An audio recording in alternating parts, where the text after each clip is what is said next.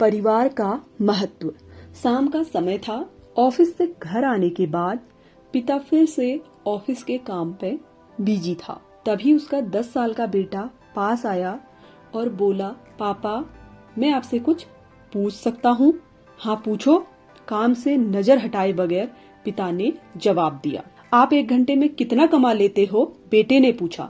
इस अजीब से सवाल को सुनकर पिता को गुस्सा आ गया और वह बच्चे से बोला, इससे तुम्हें क्या मतलब?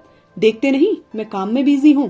पापा मैं बस जानना चाहता हूँ, प्लीज बताइए ना, आप 1 घंटे में कितना कमा लेते हो? बेटा जिद करने लगा। 1000 रुपए, पिता ने जवाब दिया और काम में लग गया। बेटा सिर झुकाकर सोचने लगा और बोला, पापा क्या आप मुझे 600 रुपए उधार दे सकते हैं? यह सुनकर पिता को और अधिक गुस्सा आ गया और डांटते हुए बच्चे को कमरे में जाने के लिए बोल दिया। मैं इसलिए नहीं कमाता कि तुम्हारी फालतू की डिमांड पूरी कर सकूं। बेटे का चेहरा उतर गया।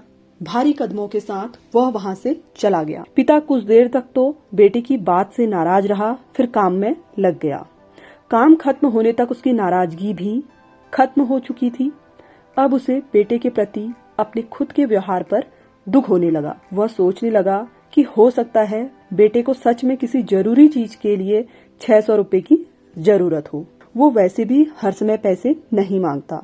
वह बेटे के कमरे में गया, देखा बेटा बिस्तर पर लेटा हुआ था। उसने पूछा, सो गए क्या? बेटा तुरंत उठकर बैठ गया और बोला, नहीं पापा मैं जागा हुआ हूँ। बेटा मैं अपने काम की वजह से परेशान था और मेरे काम का गुस्सा तुम पर निकल गया। मुझे तुम पर गुस्सा नहीं करना चाहिए था। ये लो 600 रुपए जो उस वक्त तुम मुझसे मांग रहे थे। पिता बेटे के पास बैठते हुए बोला, थैंक यू पापा। बेटा चहक उठा। 600 रुपए एक तरफ रख उसने अपने तकिए के नीचे दबे कुछ नोट निकाले और उन्हें गिनने लगा। यह देख पिता को फिर से गुस्सा आया। वह गुस्से में बोला, जब तुम्हारे पास पहले से ही पैसे थे तो तुम और पैसे क्यों मांग रहे थे? क्योंकि मेरे पास पूरे पैसे नहीं थे पापा, अब हैं। बेटे ने मासूमियत से जवाब दिया। पापा ये लीजिए 1000 रुपए, क्या इससे मैं आपका 1 घंटा खरीद सकता हूँ? प्लीज पापा कल आप घर जल्दी आ जाना, मैं आपके साथ डिनर करना चाहता हूँ। बेटे की बात सुनकर पिता स्तब्ध रह गया।